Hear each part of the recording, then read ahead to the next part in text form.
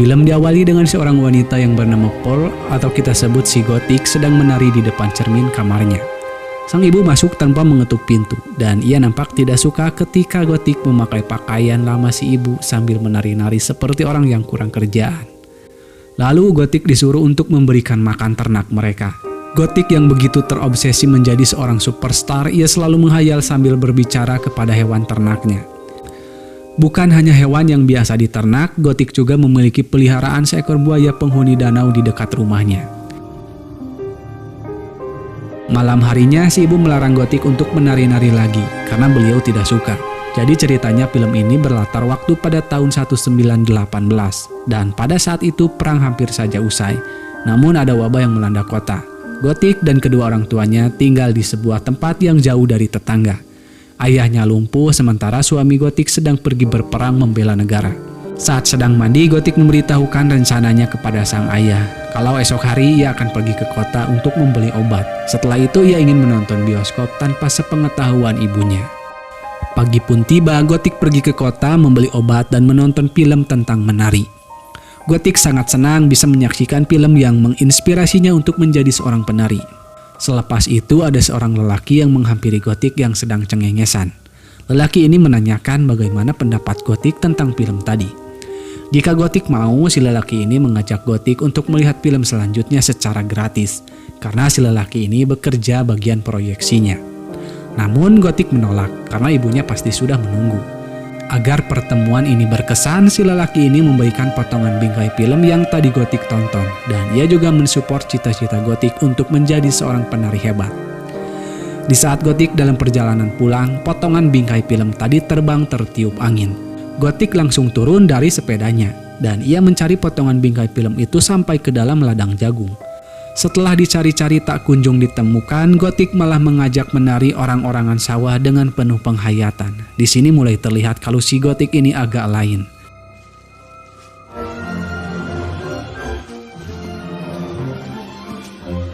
Singkatnya, setibanya di rumah, Gotik ditanya si ibu kenapa lama sekali. Gotik juga disuruh si ibu untuk membuang topi orang-orangan sawah yang ia bawa. Sambil membersihkan tubuhnya, Gotik bercerita tentang hari ini kepada ayahnya. Dia sangat yakin kalau suatu hari nanti mimpinya akan terwujud. Gotik yang memang agak lain, ia mencubit ayahnya dengan begitu kerasnya. Setelah itu keluarga ini makan malam bersama. Si ibu mempertanyakan mana uang kembaliannya. Gotik mengaku ia membeli permen saat dalam perjalanan pulang. Sebagai gantinya, Gotik dihukum si ibu untuk tidak makan malam. Si ibu memberi penjelasan bahwa uang mereka tidak cukup untuk makan. Ditambah mereka ini orang imigran yang tidak mendapat perlakuan baik dari orang-orang lokal. Jadi jangan terlalu banyak menghayal, sadarlah hadapi kenyataan yang pahit ini. Lalu Gotik kembali ke kamar, kemudian ia berdoa agar keinginannya menjadi superstar terwujud. Pagi harinya saat Gotik sedang memerah susu, ada ibu dan adiknya suami Gotik datang berkunjung. Ibu Misty datang untuk memberikan sedikit rejeki yang ia punya kepada besannya ini. Namun ibunya Gotik menolak pemberiannya itu. Sementara Misty ia memberitahukan bahwa keluarganya mengkhawatirkan Howard, yaitu suaminya Gotik yang sedang pergi berperang. Andai saja ia tidak kabur dari rumah dan memilih menikah dengan Gotik, mungkin Howard akan berada di medan perang. Misty juga mempunyai sebuah kabar baik. Kalau pada akhir pekan ini ada audisi tari di gereja tempat tinggal Misty. Yang kabarnya sang pemenang akan tur ke 7 kota berbeda. Misty pun mengajak Gotik untuk pergi bersama ke audisi ini. Tapi Gotik jangan memberitahukan siapapun tentang hal ini. Seolah mendapat jalan menjadi bintang, Gotik sangat kegirangan. Langsung saja ia mengambil baju dan malam harinya Gotik pergi ke kota tanpa memberitahukan si ibu. Gotik menemui si lelaki waktu itu. Ia datang ke sini hanya ingin berterima kasih karena telah memberinya semangat untuk mengejar mimpi dan sekarang Gotik menemukan jalannya. Tapi Gotik merasa gugup karena ia tidak pernah menari di depan siapapun. Dan Johnny yakin kalau Gotik bisa mengatasi itu. Si Johnny ini tidur di tempat kerja tapi ia tidak menetap. Karena Gotik sudah di sini, Johnny akan memutarkan sebuah film untuknya. Gotik merasa kalau kehidupannya sangat membosankan. Ia ingin pergi dari rumahnya, tapi ia bingung karena harus mengurusi kedua orang tuanya. Johnny pun memberikan saran. Gotik bisa melakukan apapun yang Gotik suka selagi ia masih muda. Dan jika pandemi ini sudah berakhir, Gotik bisa pergi ke Eropa karena di sana seni lebih hidup. Dan di sana Gotik bisa menjadi siapapun yang Gotik mau. Lalu Gotik pamit pergi untuk pulang karena malam sudah larut.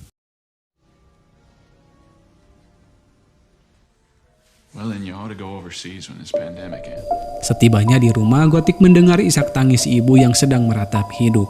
Keesokan harinya, Gotik membawa ayahnya ke tepi danau. Sepertinya Gotik yang sudah terobsesi mimpinya, ia berniat akan mengakhiri hidup ayahnya agar bisa pergi dari sini. Untungnya si ibu datang, dan Gotik beralibi kalau ia sedang mengajak ayahnya menghirup udara segar. Sekarang Gotik mulai berani bertanya, kenapa si ibu membenci dirinya. Ibunya pun menjawab kalau ia ingin yang terbaik untuk putrinya. Kelak Gotik akan mengerti kalau mendapatkan yang Gotik inginkan bukanlah yang terpenting, tapi memaksimalkan apa yang Gotik punya. Kemudian si ibu membawa pulang si bapak, sementara Gotik menemukan sarang buayanya, dan ia membawa satu telur buaya itu ke peternakannya. Dan entah kenapa ia malah meremas telur itu. Malam pun hujan, si ibu kembali menghukum Gotik untuk tidur di rumah susun, karena si ibu menemukan selembaran poster yang dibawa Gotik. Menurutnya benda itu bisa membawa virus yang kini Gotik harus diisolasi sampai beliau tahu kalau Gotik tidak sakit. Tanpa diduga, Gotik memberitahukan kalau besok ia akan ikut audisi lomba menari. Hal ini menjadi sebuah perdebatan di antara mereka. Si ibu tahu persis sifat Gotik. Ia khawatir jika Gotik kalah, dirinya akan membuat orang-orang ketakutan. Selain itu, yang ibunya takutkan Gotik terjerumus ke dalam pergaulan yang salah atau dimanfaatkan oleh oknum-oknum yang tidak bertanggung jawab. Kemarahan si ibu memuncak dikala Gotik memaksa. Si ibu tahu kalau Gotik merasa terbebani harus merawat ayahnya. Sambil marah-marah, si ibu mempersilahkan bagaimana jika Gotik membunuh ayahnya saja agar Gotik bisa bebas pergi kemana saja. Pertengkaran mereka malah semakin memanas, dan tanpa disengaja pakaian si ibu terbakar api. Gotik yang juga panik, ia malah menyiramkan sup panas ke tubuh ibunya. Lalu Gotik membawa si ibu ke ruang bawah tanah, kemudian Gotik pergi menemui Johnny.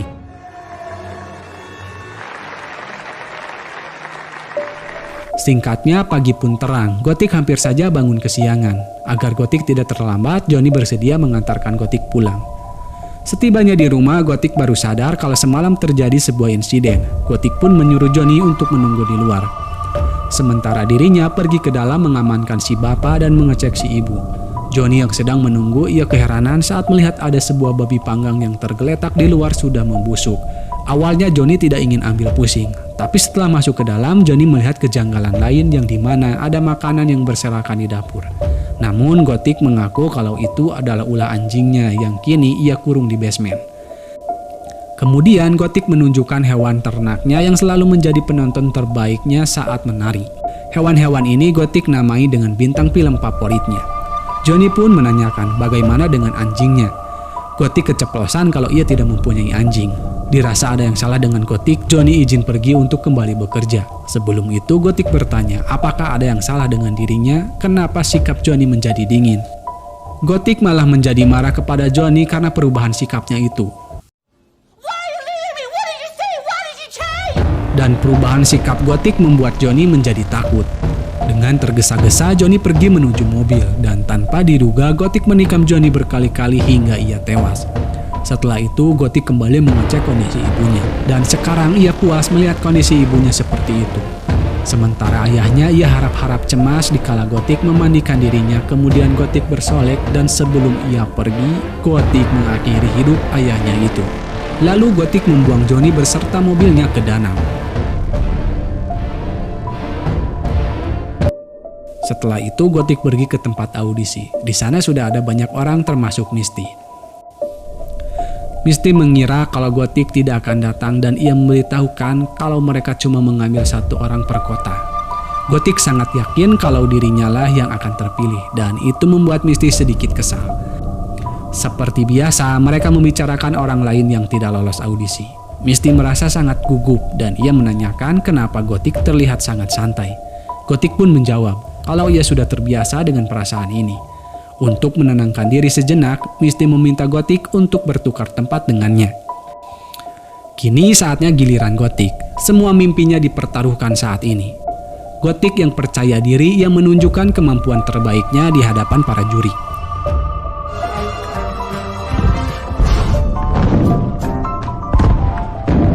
Sayangnya para juri tidak terpukau dengan tarian Gotik. Mereka mempunyai kriteria yang lebih ke Amerika dan lebih pirang. Gotik yang kecewa berat, ia terus memaksa untuk memberinya kesempatan. Dan singkatnya setelah audisi selesai, Misty mengantar Gotik pulang.